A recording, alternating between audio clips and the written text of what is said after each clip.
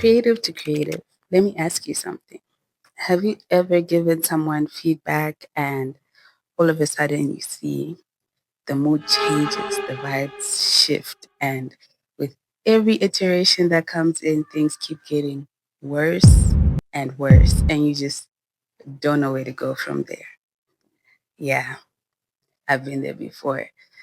Welcome back to Creative Currency, where we talk about all the unspoken rules that people never really share or teach, but expect you to know when you work in the creative space. We're here talking about how to move from being just talented to being trusted. Today's episode is the feedback fight. Come on, let's talk about it. Picture this.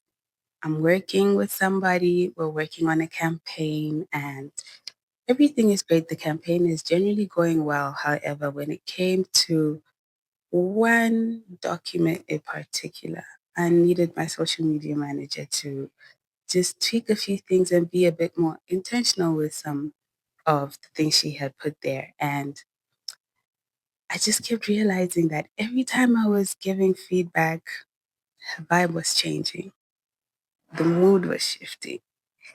I don't know if you've ever experienced someone exit the chat, but their body is still there. That's what happened. And with every iteration of the document she gave me, I could see that she was just doing it to do it, but she didn't care anymore. She had checked out. And then I realized something. She took it very personally. Her emotions got in the way. She felt that I had critiqued her as opposed to critiquing her work.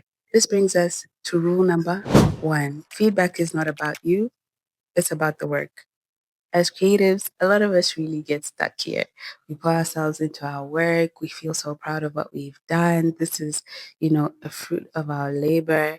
And next thing, our client just, kind of smashes that mirror, smashes that image. And sometimes it can be really hard to receive.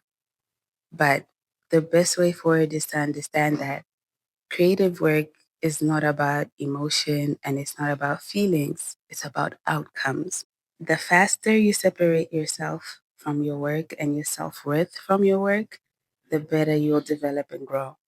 Because creatives who can handle feedback well don't buckle, they refine. Rule number two, your response to feedback is being evaluated. You may not know this, but people are watching how you respond to their feedback. They want to see do you shut down?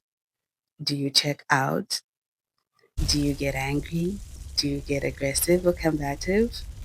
Anyway, that being said, people want to feel good when they work with you. They remember how you made them feel. You're better off keeping calm, cool, and collected and taking note of the feedback and asking critical questions. Rule number three, professionals clarify, they don't retaliate. Here's what people don't tell you. You're allowed to question feedback.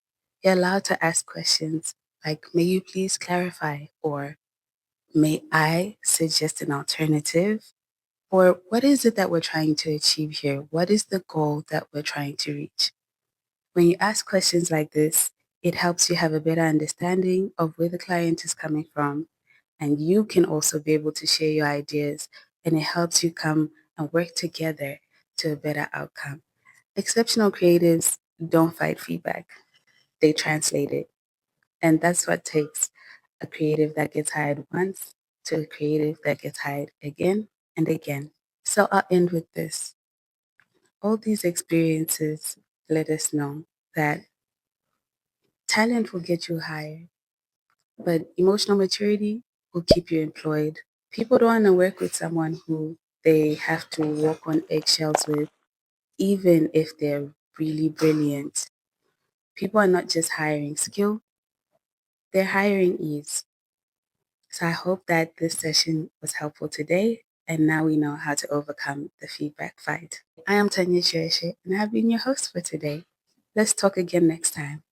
And if you want us to debunk or unpack the rules of your experiences, share your stories with us on info@ketasegroup.com.